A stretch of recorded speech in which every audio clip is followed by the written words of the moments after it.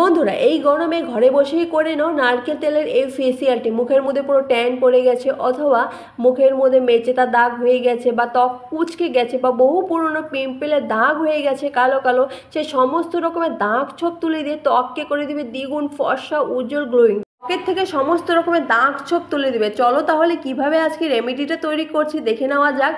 এই রেমেডিটা তৈরি করার জন্য লাগবে হচ্ছে এখানে নারকেল তেল। এখানে 1 চামচের মতো নারকেল তেল নিয়ে নিলাম। তারপরে আমাদের এখানে মেশাতে হবে হচ্ছে টক দই। এখানে 1 চামচের মতো টক দই নিয়ে নিয়েছি। তোমাদের কাছে যদি টক দই না থাকে তাহলে কিন্তু তোমরা এখানে কাঁচা দুধ ব্যবহার করতে পারবে। যদি কাঁচা দুধ ব্যবহার করো তাহলে এখানে 2-3 ফোঁটার মতো লেবুর রস দিয়ে দিবে। পুরো একদম ছানা ফাটার মতো হবে, সেটা মুখে ব্যবহার করলে দেখবে ত্বকের আরও বেশি গ্লো বাড়িয়ে দিবে। প্রথমে আমি তৈরি করে নিলাম একটা ক্লিনজার।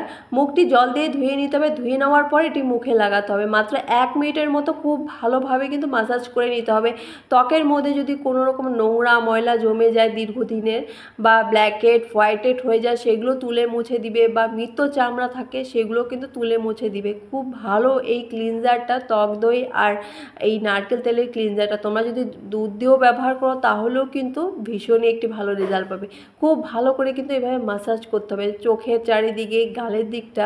আমি ঠিক যেভাবে দেখিয়ে দিচ্ছি ঠিক সেভাবেই কিন্তু একটু মাসাজ করে নিতে হবে। এভাবে মাসাজ করে নেওয়ার পর তারপরে ভিজে রুমাল দিয়ে মুখটি কিন্তু মুছে নিতে হবে। দেখো এইভাবে মুখটি মুছে নেওয়ার পর ত্বকটি কতটা গ্লো করছে আর কতটা ক্লিন লাগছে। ফার্স্ট স্টেপের ক্লিনজারটা করেই দেখো ত্বকটি কতটা গ্লো করছে।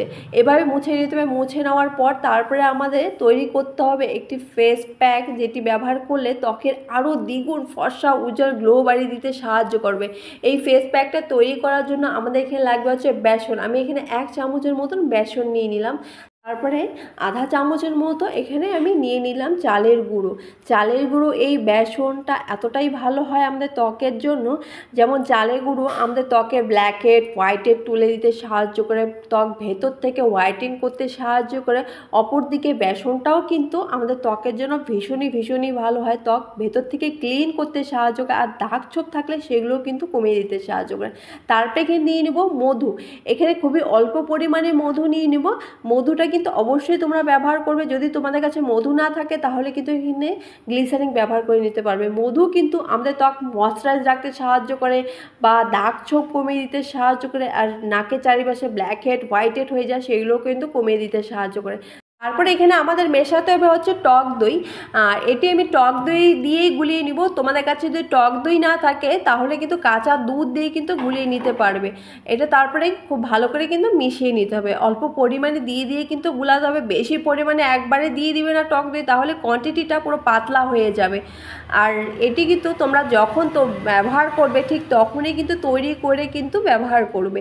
আর এটি কিন্তু তোমরা ফ্রিজে রেখে ব্যবহার করতে পারবে না, কারণ যখন এটা তখন তৈরি করে ব্যবহার করলে কিন্তু বেস্ট রেজাল্ট পাওয়া যায়। তারপরে এখানে আরেকটু পরিমাণে টক দই দিয়ে নিলাম। দিয়ে নেওয়ার পর তারপরে কিন্তু এটা আমি ভালো করে গুলিয়ে নিচ্ছি। তারপরে এটা আমাদের এখন ফেসে ব্যবহার করতে হবে। সবার প্রথমে আমাদের এভাবে একটু ফেসের মধ্যে লাগিয়ে নিতে হবে। লাগিয়ে নেওয়ার পর কিন্তু আমাদের একটু মাসাজ করতে হবে। সবার প্রথমে মাত্র 30 থেকে 40 সেকেন্ডের মতো একটু মাসাজ করে নিতে হবে। যদি আমাদের ত্বকের মধ্যে ব্ল্যাকহেড হোয়াইটেড এগুলো থাকে সেগুলো তুলে মুছে দিবে।